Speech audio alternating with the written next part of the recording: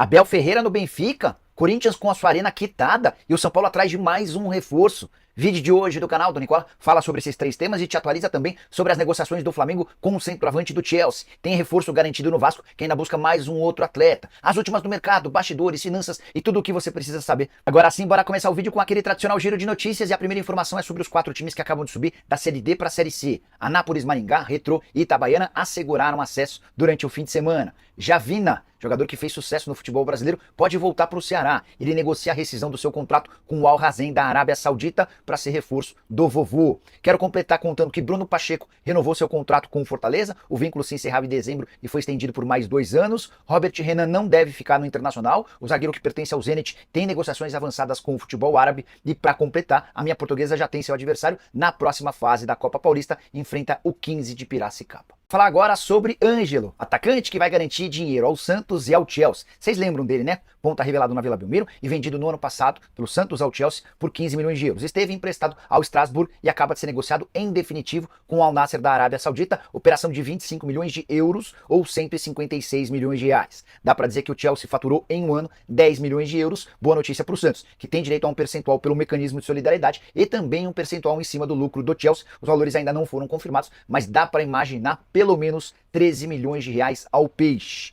Bora falar agora sobre John Arias, que fica no Fluminense. O meio atacante colombiano, que vive outra temporada espetacular, foi alvo do Girona da Espanha, proposta feita na semana passada de 7 milhões de euros por 43 milhões de reais. O Fluminense rejeitou a proposta na hora, entendendo que hoje o John Arias vale muito mais do que isso. Segundo o site Transfer Market, que avalia o valor dos atletas, hoje o John Arias está avaliado em 14 milhões de euros. Tem mais 2 anos de contrato com o Flu, foi comprado por apenas 600 mil euros do Santa Fé e já acumula 36 jogos, 9 gols e 7 assistências em 2024. Na temporada passada, 61 jogos, 12 gols e 17 assistências. Para mim foi o grande responsável pelo inédito título da Libertadores da América. Se eu sou dirigente do Fluminense, faço todo o esforço do mundo para manter o John Arias até o fim da carreira, transformando o jogador em um dos maiores ídolos da história tricolor, atleta de 26 anos de idade, colombiano muito bom de bola. Bora falar agora sobre o Corinthians e a chance de a Arena Alvinegra ser quitada apenas com a ajuda de torcedores. Já há bastante tempo que a Gaviões trabalha em cima dessa ideia.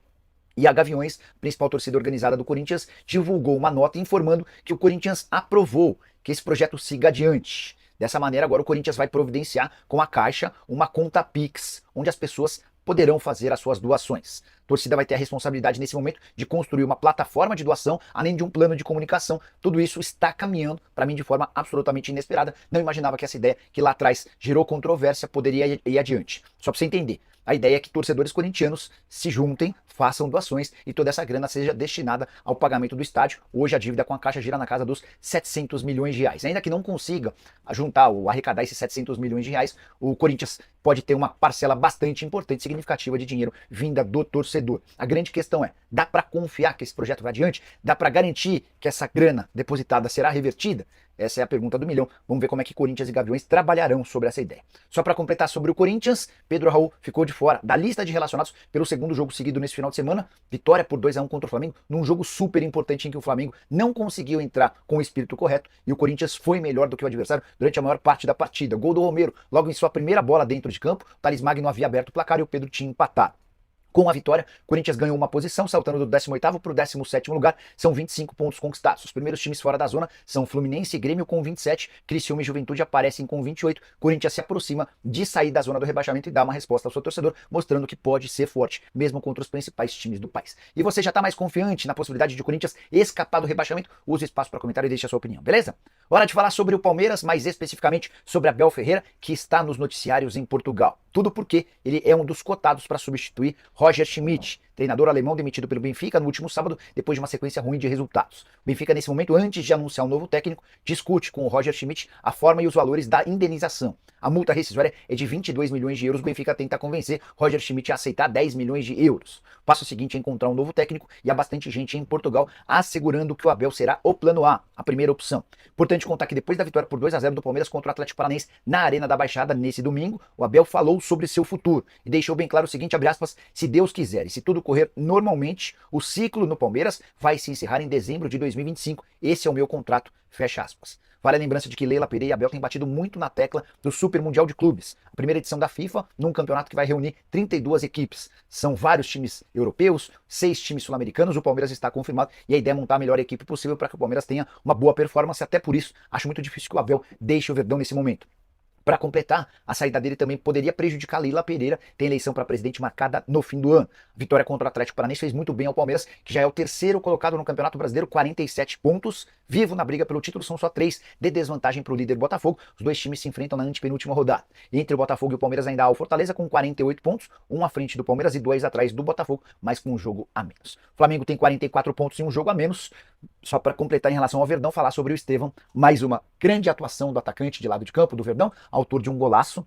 Já são 8 gols no Campeonato Brasileiro, ele é o vice-artilheiro, é também o líder de assistências com 7 passes para gol. Bora falar agora sobre o Flamengo, que está tentando a contratação de David Washington, centroavante de só 19 anos de idade, revelado no Santos, vendido ao Chelsea na temporada passada. Ele teve essa primeira temporada na Europa de experiência no time sub-21 do Chelsea. E apesar da pouca idade foi bem. Foram 17 jogos, 10 gols e mais 4 assistências. Chegou a atuar em 3 jogos do time principal. O Flamengo tem como última grande expectativa a chegada de um centroavante, que poderia ser uma sombra para o Pedro. E o Flamengo tenta se utilizar da boa relação que tem com o Juliano Bertolucci para convencer o Chelsea de que esse empréstimo pode ser bom para todas as partes. Só para lembrar, a ideia do Chelsea é manter o David Washington mais um ano no Sub-21 para que ele possa continuar evoluindo numa metodologia de futebol completamente diferente da brasileira. Na manhã dessa segunda-feira, pouquinho antes de gravar esse vídeo, conversei com um dos empresários do David Washington e perguntei se ele acha que até a noite dessa segunda-feira, quando a janela se encerra, haverá a possibilidade de acordo. E a resposta, abre aspas, acho que não vai dar tempo de o negócio fechar. Fecha aspas. Ficaremos atentos e qualquer novidade a gente conta para vocês. Só para completar sobre o Flamengo, derrota ruim para o Corinthians, numa atuação bastante abaixo. O time que agora tem folga até quarta-feira, a representação do elenco marcada para quinta-feira. O Flamengo não tem jogos por conta da data FIFA. Só para completar, Pedro chegou a 30 gols em 43 partidas na atual temporada, além de 8 assistências.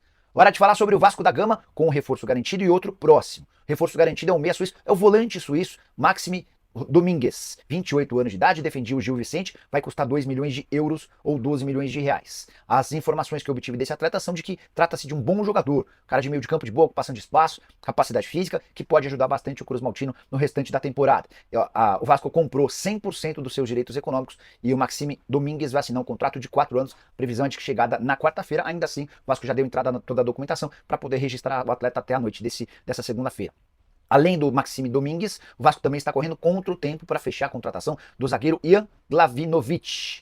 Esse é um argentino de 22 anos de idade que pertence ao News Old Boys. A primeira proposta de empréstimo foi recusada. O Vasco tenta melhorar as condições para que o acordo possa sair. Para completar sobre o Cruz Maltino, vitória outra, super importante, diante do Vitória em Salvador por 1-0, que fez com que o Vasco alcançasse 34 pontos na oitava colocação. Se alguém ainda tinha dúvida de que o Vasco não correria risco de rebaixamento, essa dúvida está completamente descartada. Preciso falar agora sobre o Cruzeiro. Cuca pode ser o novo técnico da Raposa. Vocês sabem que o Fernando Seabra foi bastante pressionado para o jogo contra o Atlético Goianiense. Em caso de empate ou derrota, ele seria demitido. Até por isso, as especulações existem. Contei para vocês que o nome do Fernando Diniz é bem avaliado. Também disse para vocês que São Paulo está descartado. Sobre Cuca, com quem o Atlético, o rival, tem enorme história. O Cuca deu uma entrevista ao Everton Guimarães e disse o seguinte, abre aspas, o Cruzeiro não me procurou, mas, abrindo muito o coração, tem uma história gigante e bonita no Atlético. São muitos títulos, sofrimentos. Eu não conseguiria trabalhar no Cruzeiro em função da minha história no Galo. Fecha aspas. Queria que você, torcedor do Cruzeiro, dissesse se o Cuca seria uma boa alternativa ao Seabra. Só para completar, vale a lembrança de que com a vitória por 3-1 contra o Atlético Goianiense no domingo, no Mineirão, muito calor, 58 mil torcedores, o Fernando Seabra conseguiu a permanência, pelo menos provisória, no clube. Cruzeiro que precisava voltar a vencer e teve o Caio Jorge em manhã inspirada, autor do seu primeiro gol e de uma assistência, recuperação importante para o atleta. A última do Cruzeiro, o Japa sofreu uma fratura no pé direito e precisará passar por cirurgia. Bora fechar o vídeo para falar sobre o São Paulo, que já tem 2 reforços garantidos e ainda tenta, nas últimas horas da janela de inscrições, nessa segunda-feira, mais um outro nome. Essa informação me foi confidenciada na manhã dessa segunda-feira por uma pessoa importante do Tricolor, com enorme acesso ao presidente Júlio Casares. O Santiago Longo, volante do Belgrano, e o Jamal Lewis, lateral esquerdo do Newcastle, estão contratados. Ambos chegam por empréstimo de uma temporada com opção de compra, mas São Paulo ainda busca mais um atleta. Eu não consegui descobrir a posição nem o nome. Vamos tentar fazer um esforço de previsão. São Paulo contratou um lateral esquerdo, o Lewis, contratou um zagueiro, o Juan, contratou 2 volantes, o Marcos Antônio e o Santiago Longo. Diante desses 4 reforços que atendem às principais carências do Tricolor, imagino que esse reforço que está sendo avaliado, negociado, é de um atacante. Essa era uma das prioridades pedidas pelo Luiz Ubeldia, apesar dos bons jogos do William Gomes, que teve boas oportunidades na derrota por 2-0 contra o Fluminense. Repito, não consegui descobrir o nome, tá enchendo a paciência dessa minha fonte antes de gravar o vídeo para tentar avançar em alguma novidade, mas estaremos em compasso de espera em plantão aqui por conta do último dia da janela de inscrições. Só para completar em relação ao São Paulo, queria destacar que o Lewis, que é aquele lateral esquerdo que vem do Newcastle, ele já esteve em São Paulo, passou por exames médicos, vai assinar contrato e embarca nas próximas horas para servir a seleção do seu país, a Irlanda do Norte. A saideira do São Paulo Nacional do Uruguai registrou uma nota agradecendo todo o empenho do São Paulo, atletas, comissão técnica e diretoria por todos os esforços prestados durante toda a tragédia envolvendo a morte do Juan Esquerdo, o zagueiro que faleceu depois do jogo contra o São Paulo. São Paulo e Nacional se enfrentaram duas quintas-feiras atrás no Morumbi. Ele teve um mal súbito e acabou falecendo no Hospital Albert Einstein. Curtiu o vídeo? Esquece de deixar like, se inscrever no canal. A gente se encontra. Tchau!